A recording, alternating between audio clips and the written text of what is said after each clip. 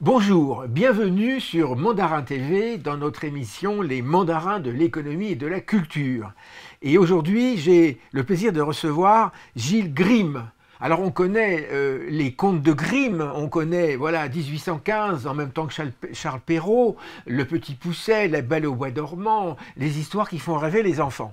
Eh bien, notre ami Gilles Grimm, eh bien, il fait aussi rêver les gens aujourd'hui. Il nous raconte un conte d'aujourd'hui, voilà, et d'autant plus qu'on va parler d'immobilier, donc la maison.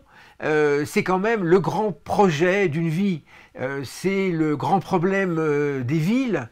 Et Gilles, de retour ou en partance pour la Chine, il vient de m'expliquer qu'il partait bientôt en Chine, eh bien, a fait, après une première carrière dans d'autres métiers, où il a aidé des gens. Quand on est pompier, on sauve des vies. Ben aujourd'hui, Gilles, il sauve aussi des vies parce que trouver un appartement, c'est sauver une vie aussi. Voilà, c'est comme ça. Et alors, je dirais que c'est une émission d'actualité parce que quand je l'ai préparée, je me suis dit c'est la catastrophe, l'immobilier est en chute, les taux remontent à maintenant presque 6%. Qu'est-ce qui se passe? Et puis, ce matin, aux infos, on apprend que ben non, le marché de l'immobilier ancien remonte. Donc, les professionnels ont de nouveau la niaque, on va de nouveau pouvoir faire des transactions. Et donc, bah, c'est une émission qui célèbre quand même, malgré ces temps de crise que nous vivons, eh bien, le fait que l'immobilier est et demeurera, j'espère souvent et toujours, un business important. Alors Gilles, explique-moi comment on passe de pompier à grand propriétaire, magnat de l'immobilier en ville. Comment tu as fait? Déjà, Monsieur Soyer, merci de me recevoir. Je suis ravi de participer à cette émission et je vais répondre à toutes vos questions.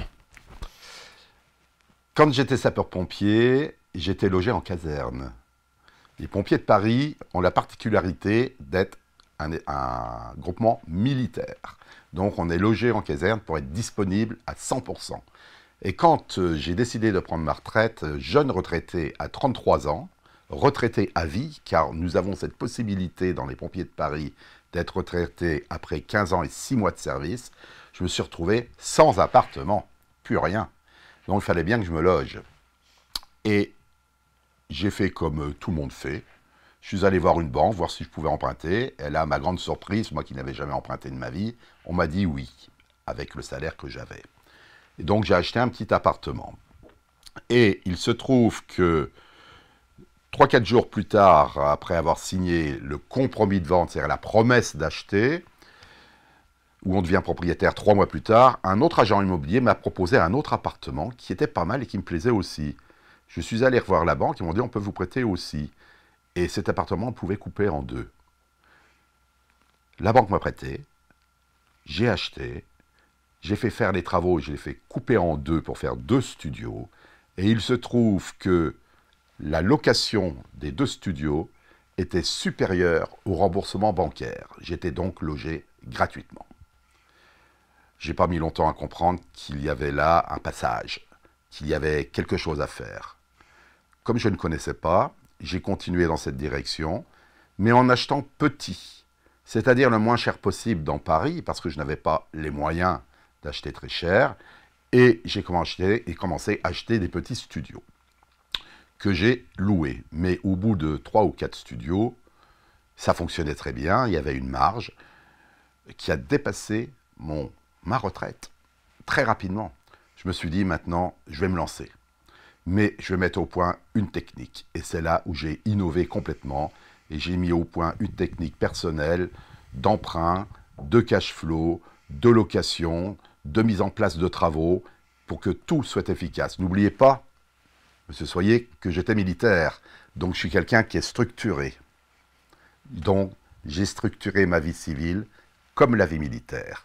Et je me suis mis un challenge. Je me suis dit, je vais continuer à acheter des petits et je vais faire du copier-coller concernant et les achats et les travaux et les locataires. Donc les achats, pas plus de temps. À l'époque, c'était en mettant en euros, mettons 15 000 euros l'appartement, il y a quand même 30 ans. La location devait rapporter 20% de plus et les travaux devaient être faits également avec des subventions de l'État. Et oui, parce que quand on fait des travaux pour les louer, on a droit à des subventions pour l'amélioration de l'habitat, à condition que l'on loue pendant une période de 9 ans. Donc j'ai mis tout ça au point, et j'ai mis au point une technique également d'emprunt qui me permettait d'emprunter jusqu'à 120% et de me laisser même un bénéfice sur l'emprunt que j'empruntais. Alors on dit souvent que les banques c'est très compliqué, c'est un cheval de garantie pour une alouette de crédit, hein, c'est l'expression, et les banques font peur, parce que quand on n'a pas le bon dossier, on n'a pas le bon revenu, on n'a pas la bonne fiche de paye, on n'a pas les bons impôts, on se dit on ne va jamais pouvoir emprunter. Donc comment est-ce que tu as fait pour être l'ami des banquiers? C'est plutôt les banques qui avaient peur de moi au final, parce que j'ai amené un dossier vraiment bien fait. Un dossier bien fait, qu'est-ce que c'est? C'est un dossier qui comprend un descriptif, un plan de situation, quelques photos et surtout un plan financier. C'est ce que je faisais et je m'étais dit, le banquier qui me reçoit est une personne qui reçoit des gens comme moi, également beaucoup dans la journée. Donc il faut que je sois le premier. Pour être le premier, comment faire? Eh bien, il faut qu'il puisse lire ce dossier en 3 minutes et non pas en une demi-heure. Et j'ai fait en sorte que tout soit lisible, rapidement, qu'on puisse même le lire en biais. Et arriver à la fin, à la somme qui disait temps emprunté, remboursement temps, temps loué, bénéfice temps. Donc, ce n'est pas en fait sur le potentiel de dette que je pouvais avoir que je jouais, mais c'est sur le potentiel du bien immobilier que j'achetais. Avec naturellement, à la fin, où je m'étais une fois rénové, le bien avait pris 30% de plus-value. Et comme le bien était hypothéqué par les banques, ce qui veut dire mise en garantie, il n'y avait plus aucun risque de prêter. Donc mon taux d'endettement, peu importe le taux d'endettement, puisque le dossier était viable et que l'appartement acheté valait plus à la vente qu'à l'achat.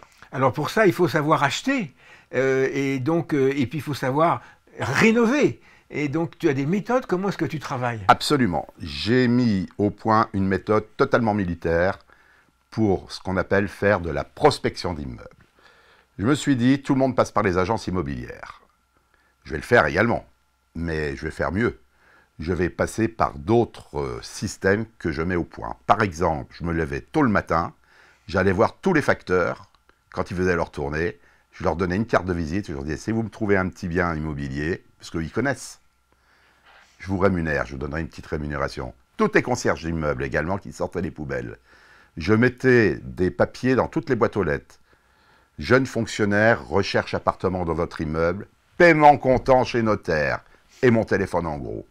Eh bien, croyez-moi, monsieur Soyer, j'avais 1 à 2% de réponse. Donc, ce qu'il fallait faire et ce qu'il faut faire, le conseil que je donne, c'est qu'il faut partager sa vie, on va dire professionnelle de prospection, avec sa vie personnelle.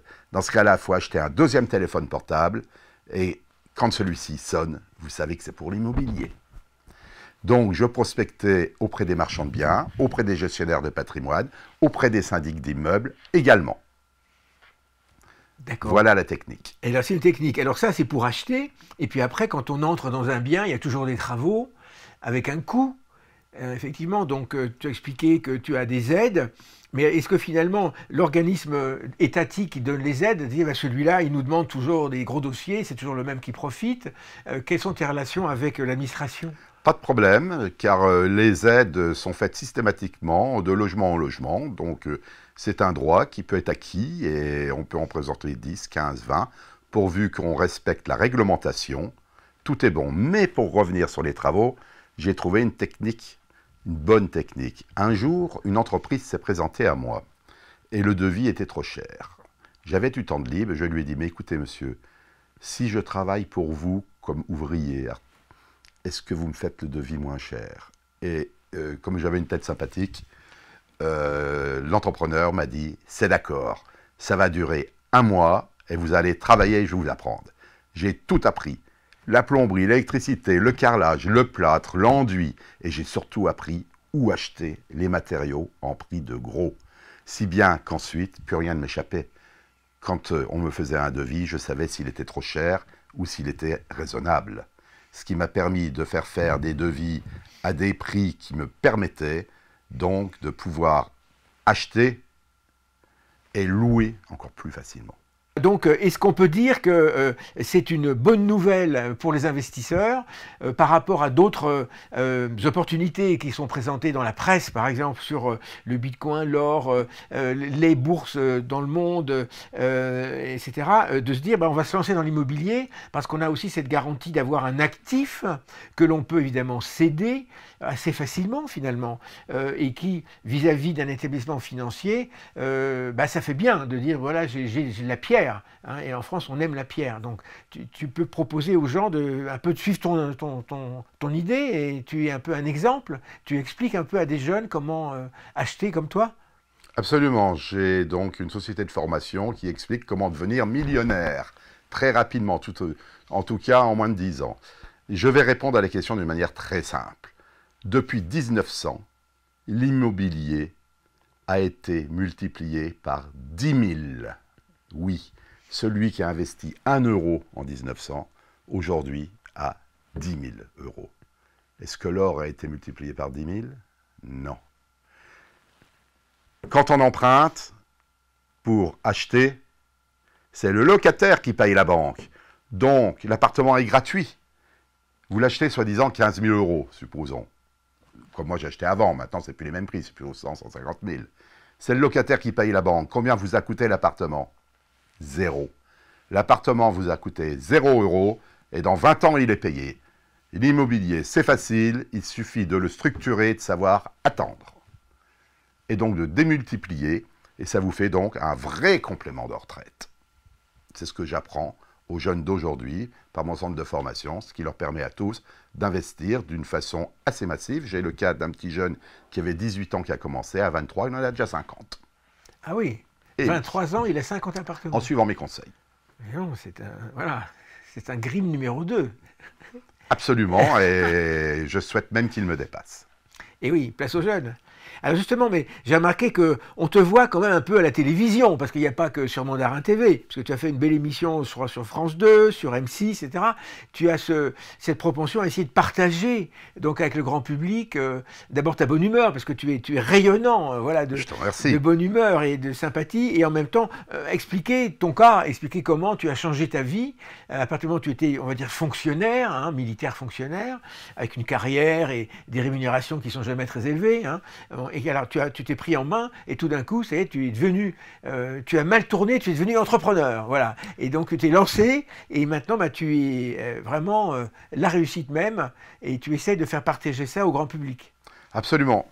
Je trouve que c'est important aujourd'hui, dans une période d'incertitude concernant les retraites, d'avoir des compléments ou un complément de retraite. Je dis des compléments parce qu'il y a celui qui achète une petite pièce d'or tous les mois, qui va garder, et au bout de 30 ans, il y en aura beaucoup. Il y a celui qui achète des fractions de Bitcoin qui va garder et on ne sait pas ce que ça va donner, mais j'espère que pour lui ça augmentera. Et il y a celui qui achète de l'immobilier et là, c'est de la pierre, c'est du patrimoine, c'est du sûr. Tout le monde a besoin d'être logé. Tout le monde a besoin de dormir. Il y a 2 secteurs importants dans la vie, c'est l'habitat et la nourriture, naturellement. Voilà, moi je suis dans l'habitat.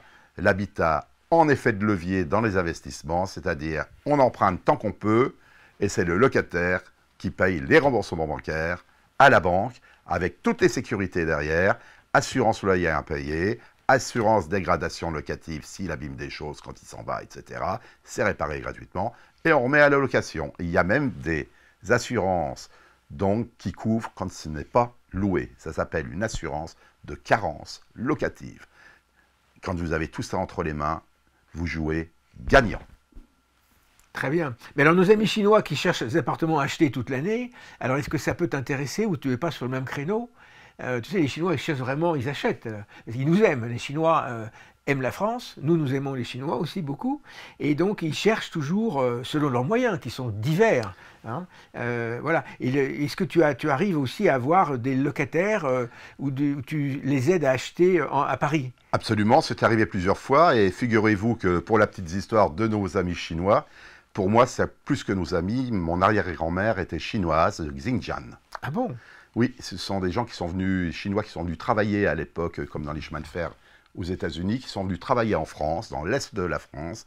Et mon arrière-grand-mère, qui était chinoise, s'est mariée avec un Vosgien, un Français. Et je suis donc, j'ai de l'ADN chinois également. Et j'adore l'Asie, je ne sais pas pourquoi, mais quand je suis en Asie, je comprends tout de suite. Vous savez, on dit toujours qu'on a le message dans l'ADN qui est resté. Donc j'ai ce message. Donc je suis là aussi pour aider toute la communauté asiatique qui vient en France, et j'ai fait pas mal de ventes avec les Chinois, en effet.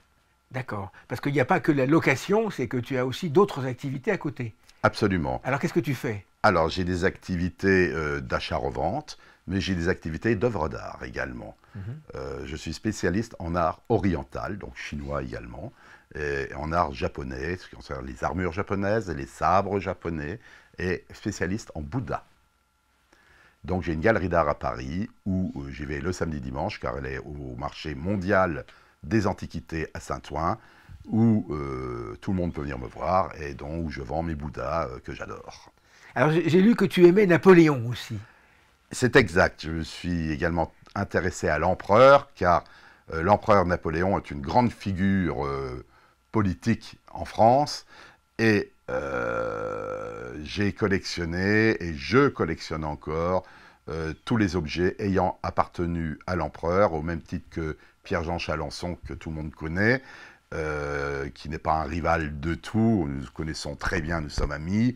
Et j'achète vraiment des objets en salle des ventes. Les derniers achats que j'ai faits, c'était auprès donc du musée du Prince Albert de Monaco, dont le musée a été vendu pour faire une autre structuration. Et là, j'ai acheté la canne de Napoléon et la chemise de Napoléon, par exemple, ainsi que son tabac aussi, ainsi que les catafalques qui étaient sur son cercueil et d'autres objets. J'ai racheté les abeilles qui étaient sur les tentures de Notre-Dame quand il a été couronné empereur.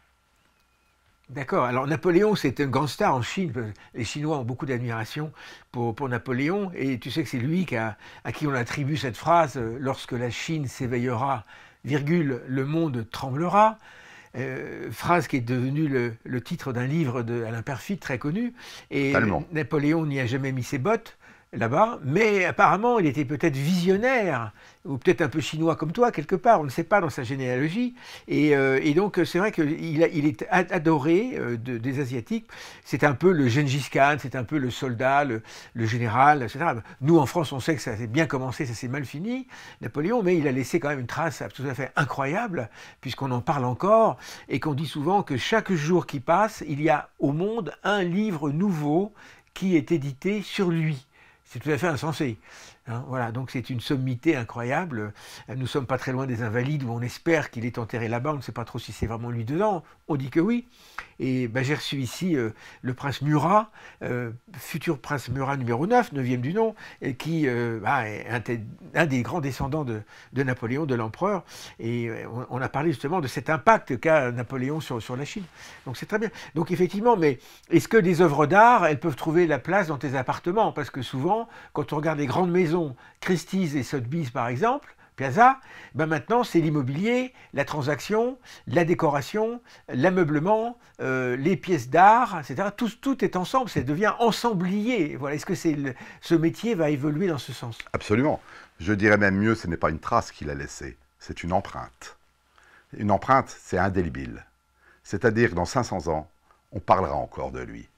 Donc pour parler des œuvres de Napoléon, dans 500 ans, elles seront courues. C'est sûr, c'est un bon investissement au même titre que l'immobilier. Mais alors tu les as achetés par un coup de cœur ou un coup de fric? Coup de cœur, toujours. C'est pas l'argent qui gère. L'art appartient à celui qui le regarde, tout simplement. Et donc tu aimes bien, tu as chez toi ta collection, tu aimes bien la regarder, mais tu viens de me dire quand même que c'est un bon investissement. Absolument. Si un jour je veux me séparer d'une pièce, eh bien ce sera toujours une séparation qui me déchirera le cœur peut-être, mais qui sera peut-être, la cicatrice sera peut-être un petit peu guérie par la somme que j'en tirerai, que je vais pouvoir utiliser différemment, voire racheter d'autres œuvres d'art avec. Car quand on est collectionneur, L'intérêt, c'est de faire tourner les collections également. C'est de vendre de temps en temps pour acheter de plus belles pièces. Et aller toujours plus haut. C'est ce que je m'efforce de faire. Alors, est-ce que c'est ça qui nous différencie avec l'immobilier? Parce que si tu achètes et tu vends un sabre de Napoléon, tu ne vas pas acheter et vendre un studio, tu vas le garder, tu vas le valoriser, ou tu vas demander, tu dis, il est trop petit, je vais racheter plus grand. Tu n'as pas envie d'aller vers des surfaces plus grandes. Alors, ça dépend.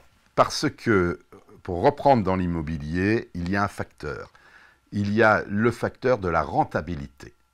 Si la rentabilité bancaire devient plus importante que la rentabilité immobilière après impôt, parce qu'il faut savoir que quand on touche de l'argent, on paye des impôts, vaut mieux vendre dans ces cas-là et placer différemment. Toute la technique, elle est là. Alors, ça veut dire qu'un appartement payé, il faut regarder combien il rapporte en finale. Si le placement rapporte plus que l'appartement payé, vaut mieux le vendre et faire d'autres opérations. Alors, par exemple, tu es tenté de faire quelles autres opérations? Eh bien, on recommence dans l'immobilier. Si vous avez, par exemple, 150 000 € dégagés d'un appartement payé, vous allez voir une banque, vous placez ces 150 000 € sur un compte d'assurance vie qui vous rapporte 5 à 6 %, et grâce à ces 150 000 €, vous pouvez emprunter 1 million d'euros pour acheter 7 ou 8 appartements qui, eux, vont vous redégager 15 % de bénéfices à chaque fois. Faites le calcul et vous verrez que vous êtes hyper gagnant. Donc c'est un cercle vertueux. Quand on met le doigt dedans, il faut savoir gérer, c'est ça l'idée, et il faut beaucoup de détermination, et tu l'as dit, de long terme. C'est une vision à long terme, l'immobilier. Alors la vision à long terme est importante, car l'immobilier est le seul vecteur que l'on peut transmettre à ses enfants, à sa famille. En passant par la case impôt, quand même. Peu importe. Qui est importante. On passe peut-être par la case impôt, mais il en reste. Ouais. Et c'est de la pierre. Et la pierre, comme je vous ai expliqué tout à l'heure, a augmenté 10 000 fois déjà en presque 100 ans.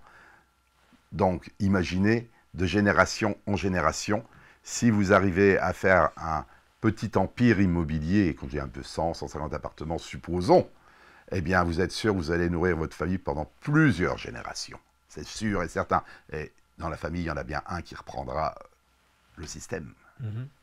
Mais alors, est-ce que ça, on peut dire, c'est une activité que les Français aiment bien? Ça crée des emplois? Est-ce que l'État regarde ce genre d'activité par rapport à de l'industrie d'une façon différente? Parce qu'on entend partout, voilà, il faut réindustrialiser la France. Bon, l'immobilier, est-ce que tu peux dire que tu crées des emplois parce que tu as la rénovation, et puis tu as le travail commercial aussi, tout ça? Il y a des gens qui travaillent pour toi? Alors, c'est énorme. On fait intervenir des avocats, des notaires, des agents immobiliers, des administrateurs de biens, des gestionnaires, les matières premières qu'il faut acheter, donc le carrelage, le métal, la faïence, le béton, les entreprises, les camions, il faut bien des camions pour transporter tout ça, des voitures, des employés, il faut bien employer du personnel pour travailler, et ainsi de suite. C'est un secteur économique qui est immense. Le gars qui travaille, il va aussi manger, il va à la cantine, au restaurant du coin, à midi. Ça fait travailler les restaurateurs en même temps. Vous voyez, c'est vraiment complet. Je pense qu'investir dans l'immobilier aide vraiment à structurer l'économie. Alors, on dit souvent, quand le bâtiment va, tout va. Absolument. Donc, voilà, mais toi, alors c'est le bâtiment pour le public. Voilà, tu n'as pas mis la main dans le bâtiment industriel ou le bâtiment commercial. On a des grandes tours qui se créent dans Paris aujourd'hui. Pas du tout, pour une seule raison. Parce que j'aurais pu le faire. Mais j'ai décidé qu'il valait mieux être grand chez les petits que petit chez les grands. Voilà. D'accord, c'est très bien, très bien, très bien. Oui, c'est un choix. Hein. Mais alors, est-ce qu'il y a beaucoup de monde qui fait comme toi ou tu es le seul? Parce qu'apparemment, tu es le roi de Paris. Alors, je suis celui qui a peut-être un de ceux qui a le plus fait dans ce domaine. Mais derrière moi, il y en a beaucoup qui suivent aujourd'hui. Il y en a qui en ont 2, 3, 4, 10, 15, 20, 30, ça commence. Et donc, il y a beaucoup de jeunes qui ont compris aujourd'hui que même avec un petit salaire, il est possible d'investir à condition qu'on soit sérieux.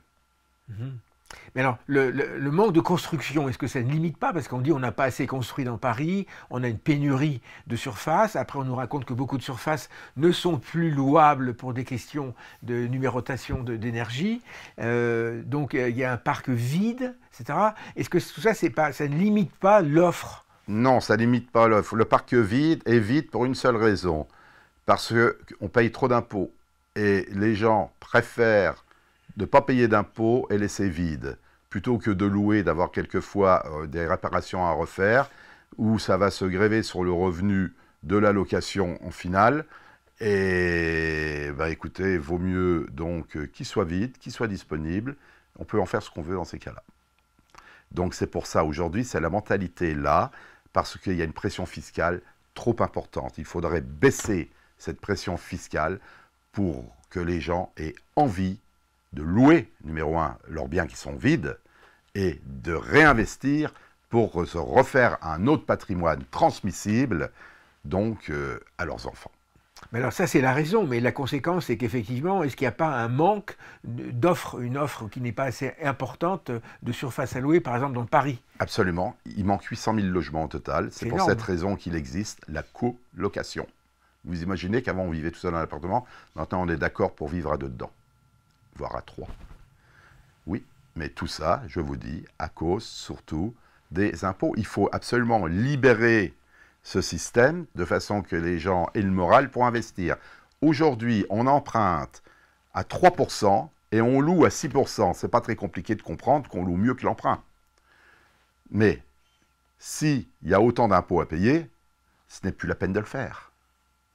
Donc, le système, il est là.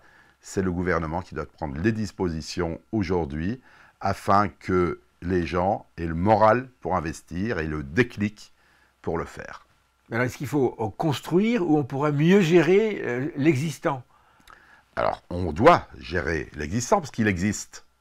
Le rénover, les performances énergétiques, comme on en parlait, eh bien écoutez, il y a des travaux à faire pour isoler les logements, etc. Il faut le faire, il y a des aides de l'État également qui existent, et il faut donc reconstruire des logements modernes, neufs, dans les périphéries des grandes villes, pour ne pas que les villes soient étouffées, tout simplement. Et ça, les Chinois, ils savent très bien faire. Ils ont compris qu'on pouvait monter et construire en hauteur. Nous, en France, c'est différent. La France est un pays de charme. C'est un pays avec des villes médiévales. On ne peut pas se permettre de mettre des tours grande hauteur, etc. C'est compliqué, même dans Paris. Paris reste Paris, ne peut pas s'agrandir en dehors du périphérique. On ne peut pas monter des tours dans Paris, parce que Paris, ce sont que des immeubles de 6 étages, haussmanniens, qui datent du 19e siècle. On ne peut pas dénaturer la ville. Paris, ville lumière et ville romantique, pour donner un exemple. Voilà. Alors il y a quelques tours malgré tout, mais on dit effectivement... Très peu. Oui, très peu. Mais c'est vrai, Paris est une ville un peu qui est par terre. Elle n'est pas en l'air comme dans des pays plus récents. Il n'y a que la Tour Eiffel qui nous surveille. Et oui, et Dieu sait qu'elle nous surveille, cette tour Eiffel. Mais maintenant, il y a quand même la tour Triangle qui sera la 3e en hauteur. Et la 2e, c'est la tour Montparnasse, dont on parle beaucoup en ce moment, parce qu'elle doit être rénovée entièrement avec des problèmes de multipropriété compliqués qu'on a vu dans la presse. Et puis les 2 tours jumelles, là, dans le 13e, dont une qui a l'air de tomber. Hein, voilà. Et effectivement, ce sont des architectes qui nous font parfois des surprises. Mais grosso modo, Paris, on l'aime parce que ça ressemble à Paris et que tout a été construit pour que ce soit un alignement, les mêmes ferronneries, les mêmes pierres, les mêmes, etc. Donc effectivement, c'est ce qui fait le charme. Et d'ailleurs, pour revenir et conclure sur la Chine, les Chinois ont bâti des bâtiments haussmanniens à Shanghai, hein, parce qu'ils adorent ce style et qui est effectivement très beau. Donc, il y a même une réplique de Paris qui est utilisée pour des mariages en Chine. Ah oui, oui, Paris sera toujours Paris. En tout cas, merci beaucoup, ça nous fait rêver et à très bientôt Gilles Grimm. Avec grand plaisir.